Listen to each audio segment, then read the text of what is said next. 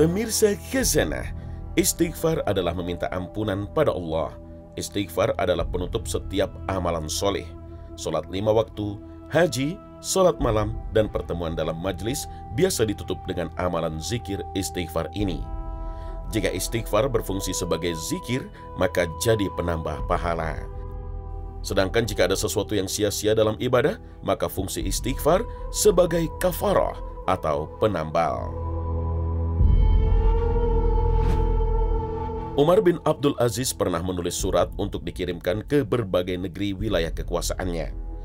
Dalam suratnya itu ia memerintahkan mereka untuk menutup bulan Ramadan dengan istighfar dan sedekah, yaitu zakat fitrah. Zakat fitrah berfungsi untuk menyucikan orang yang berpuasa dari hal-hal yang sia-sia dan dari kata-kata haram. Sedangkan istighfar berfungsi sebagai penambal atas kekurangan yang dilakukan selama berpuasa, yaitu ketika melakukan hal-hal yang sia-sia dan perkara yang haram. Oleh karena itu, sebagian ulama mengibaratkan zakat fitrah seperti sujud sahwi dalam sholat. Umar bin Abdul Aziz menulis dalam suratnya, "Ucapkanlah seperti yang diucapkan oleh ayah kalian Adam alaihissalam. Ya Rabb kami telah menganiaya diri kami sendiri. Dan jika engkau tidak mengampuni kami dan memberi rahmat kepada kami, niscaya pastilah kami termasuk orang-orang yang merugi." Al-Quran Surah Al-A'raf ayat 23. Ucapkanlah seperti yang diucapkan Nuh alaihissalam. "Dan sekiranya engkau tidak memberi ampun kepadaku dan tidak menaruh belas kasihan kepadaku, niscaya aku akan termasuk orang-orang yang merugi." Al-Quran Surah Hud ayat 47.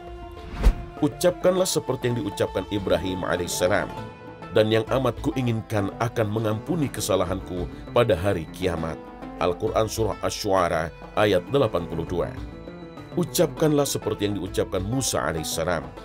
"Ya Tuhanku, sesungguhnya aku telah menganiaya diriku sendiri, karena itu ampunilah aku." Al-Quran Surah Al-Qasas ayat 16. Begitu pula ucapkanlah seperti yang diucapkan Zunnun Yunus alaihissalam, bahwa tidak ada Tuhan selain engkau, Maha suci engkau, sesungguhnya aku adalah termasuk orang-orang yang zalim. Al-Quran Surah Al-Anbiya ayat 87. Puasa kita butuh pada istighfar, sedangkan amalan soleh sebagai penggenapnya. Bukankah puasa kita penuh cacat dikarenakan pelanggaran yang kita lakukan saat puasa? Sebagian ulama terdahulu menganjurkan agar setelah sholat beristighfarlah. Tujuannya untuk menambal cacat dalam sholat. Ini dilakukan sebagaimana orang yang berbuat dosa beristighfar. Inilah keadaan orang-orang yang bagus ibadahnya atau muhsin. Sedangkan para pelaku maksiat, bagaimana keadaan keseharian mereka? Sungguh merugi jika waktu untuk berbuat baik malah berbalik menjadi maksiat. Lalu waktu berbuat taat malah jadi waktu sia-sia.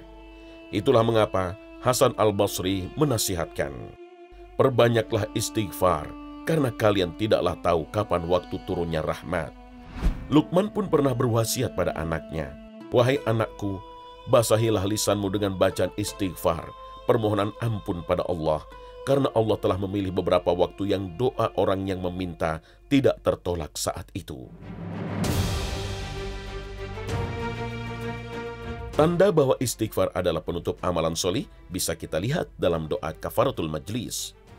Abu Barzah Al-Aslami menuturkan bahwa Rasulullah SAW membaca doa di akhir majlis jika beliau hendak berdiri meninggalkan majlis. "Subhanakallahumma wa bihamdika asyhadu an la ilaha illa anta astaghfiruka wa atubu ilaik." Maha suci engkau ya Allah, segala pujian untukmu. Aku bersaksi bahwa tidak ada sesembahan yang berhak disembah selain engkau, dan aku meminta ampunan dan bertaubat padamu.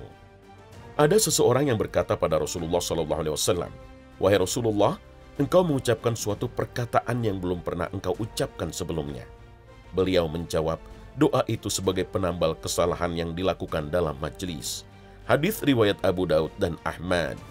Maksudnya, doa itu adalah penambal kesalahan berupa kata-kata atau perkataan yang sia-sia. Doa ini diucapkan ketika akan berpisah atau akan selesai dari suatu majelis. Majelis di sini tidak mesti sebuah pertemuan, rapat, ataupun pengajian, tapi obrolan biasa pun sebaiknya diakhiri dengan doa ini.